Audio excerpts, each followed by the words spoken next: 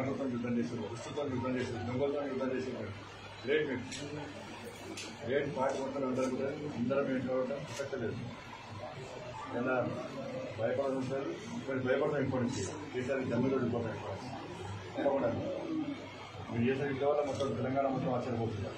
మహిళా యుద్ధం చేసినట్టు బీజేపీ గొప్పతనం టీఆర్ఎస్ తిరిగిపోతారు. అందరూ కూడా పోలీస్ బలగాలు ఉంటున్నారు సార్. వాళ్ళకి మనకి తేడా ప్రసక్తి లేదు. మీరు చేసిన మొత్తం పార్టీ ఉంటుంది, ప్రతి కార్యకర్తలు పెంచాలి, ధైర్యంగా యుద్ధం చేయాల్సింది. అందరికి గ్రేట్. శ్రీమతి సుకన్య గారిపై స్థానిక ఎమ్మెల్యే కిషన్ రెడ్డి గారు, టీఆర్ఎస్ పార్టీ కార్యకర్తలు, పోలీసులు కలిసి ఒక మహిళను చూడకుండా, ఒక దళిత వర్గానికి సంబంధించిన మహిళను చూడకుండా రైతులకు ప్రజలకు జరిగే అన్యాయాన్ని ప్రశ్నించే ప్రయత్నం చేస్తే ఇలా విచక్షణారహితంగా మానవ మృగాలుగా వివరించి దాడి చేయడం నిజంగా సిగ్గుచేటు, సభ్య సమాజానికి సిగ్గుచేటు. ఒక స్థానిక మండలాధ్యక్షురాలేమే ఒక మహిళ బాబాసాహెబ్ అంబేద్కర్ కలిపిన రిజర్వేషన్ లో భాగంగా ఒక దళిత వర్గానికి సంబంధించిన మహిళ అయినప్పుడు కూడా ప్రజలు ఆదరించి అభిమానించి గెలిపిస్తే, ప్రజల ఆశీర్వాదం గెలిస్తే ఇలా ప్రజాస్వామ్యాన్ని కూని చేసే విధంగా ప్రజల చేత ఎన్నుకోబడడానికి ఒక దళిత మహిళ మీద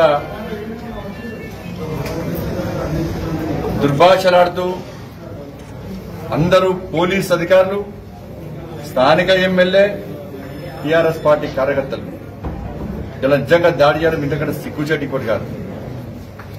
అంత ముఖ్యమంత్రి డైరెక్షన్ లో జరుగుతుంది. ఇవాళ ఇవన్నీ జరుగుతుండడం ముఖ్యమంత్రి రాక్షసాంతం పొందుతాడు, ప్రగతి భవన్లో ఫామ్ హౌస్ కూర్చొని జబ్బలు చేసుకుంటాడు ముఖ్యమంత్రి. అభివృద్ధికి భారతీయ జనతా పార్టీ వ్యతిరేకం కాదు.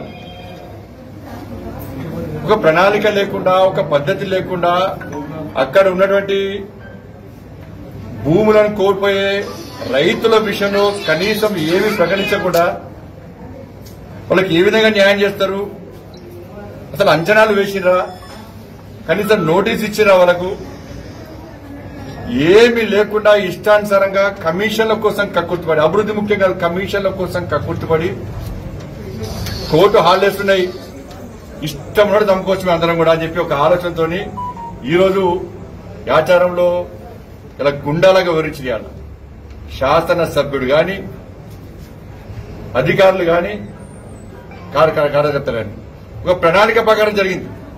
ముందస్తు ప్రణాళిక ప్రకారమే ఎట్టి బస్సులు అడ్డుకోవాలి, దాడి చేయాలని భావించే ఇలా 100 మంది పోలీసులను పెట్టుకుని, వాటర్ క్యాన్స్ పెట్టుకుని ఇవాళ రావడము ఇది ముందస్తు ప్రణాళిక ప్రకారము వాళ్ళ దాడి చేయాలని చెప్పి వచ్చి వాళ్ళ దాడి చేసినట్టు పూర్తిగా స్పష్టమవుతున్నది. మొన్ననే బైన్సాలో మైనర్ యువకుల మీద దాడి జరిగింది. 3 వేలు కొట్టారు, 11 మందిని జైలుపాలు చేశారు. ఏం సంబంధం లేకుండా పేరెంట్స్ ని కొట్టారు. అనారోగ్యానికి గురైన పేరెంట్స్ ని కొడుతూ మొత్తం వార్తలు వచ్చినాయి. మళ్ళా తిరిగి నాగర్ కర్నూలు జిల్లా అధ్యక్షుడు రైతులను సముదాయించే ప్రయత్నం చేశాడు. ప్రభుత్వానికి వ్యతిరేకం కాదు, ఇంకోటి వ్యతిరేకం కాదు. రైతులు రోడ్డు మీదకి ఆందోళన చేస్తుంటే, ఇబ్బంది పడుతుంటే వాళ్ళని సముదాయించే ప్రయత్నం చేసినటువంటి నాగర్ కర్నూలు జిల్లా అధ్యక్షుడు సుధాకర్ రావు గారి మీద సీఐ దాడి చేశాడు. అసభ్య పదార్థాలతో దూషిస్తూ సోషల్ మీడియాలో పూర్తి వైరల్ అయింది. ఓల్డ్ సిటీలో మైనర్ దళిత యువతిపై అత్యాచారం ఎంఐఎం పార్టీ గుండాలు చేస్తే ఆ కుటుంబంలో కూడా భరోసా నింపడానికి వెళ్ళినటువంటి మా బంగారు లక్ష్మణ్ గారి యొక్క కుమార్తె దళిత నాయకుడు బంగారు స్తుతి పట్ల అక్కడ ఎంఐఎం పార్టీ నాయకుడు ఏ విధంగా దళిత సమాజాన్ని కించపరిచే విధంగా ఏ విధంగా మాట్లాడిండో అది జరిగింది. ఎస్సీ కమిషన్ కించపరిచే విధంగా వివరించారు, అది జరిగింది. ఇవన్నిటినీ చూస్తుంటే ముఖ్యమంత్రికి భయం పట్టుకున్నది. ముఖ్యమంత్రికి కరోనా భయం కాదు, ముఖ్యమంత్రికి భారతీయ జనతా పార్టీ భయం పట్టుకున్నది. తెలంగాణ రాష్ట్ర వ్యాప్తంగా భారతీయ జనతా పార్టీ చేస్తున్నటువంటి ఆందోళన కార్యక్రమాలకు ప్రజలకు అండగా ఉన్నటువంటి విషయాన్ని గుర్తించి ఇలా ముఖ్యమంత్రికి భయం పట్టుకున్నది. ఇలా ముఖ్యమంత్రి డైరెక్షన్ లోనే ఇలా పోలీసులను పావులుగా వాడుకొని పోలీస్ అధికారులతోని తప్పుడు కేసులు బనాయిస్తూ ఇలా భారతీయ జనతా పార్టీ నాయకుల మీద కార్యకర్తల మీద ఈ ముఖ్యమంత్రి ప్రత్యక్షంగా దాడి చేసే ప్రయత్నం చేస్తున్నాడు. అందుకే ముందే చెప్పిన ముఖ్యమంత్రికి భారతీయ జనతా పార్టీ జైళ్లకు భయపడే పార్టీ కాదు, భారతీయ జనతా పార్టీ కేసులకు భయపడే పార్టీ కాదు, భారతీయ జనతా పార్టీ లాఠీ దెబ్బలకు భయపడే పార్టీ కాదు. మేము పోలీసుకు వ్యతిరేకం కాదు. ప్రతి భారతీయ జనతా పార్టీ కార్యకర్త డ్రెస్ లేని పోలీస్ గా భావిస్తాం. కానీ కొంతమంది పోలీస్ అధికారుల వ్యవహార శైలి వల్ల ఇలా పోలీస్ వ్యవస్థకే మచ్చబట్టే ప్రమాదం తెలంగాణ రాష్ట్రంలో ఉంది. ఎందుకు కొమ్ము కాస్తున్నారు ఇవాళ టీఆర్ఎస్ పార్టీ?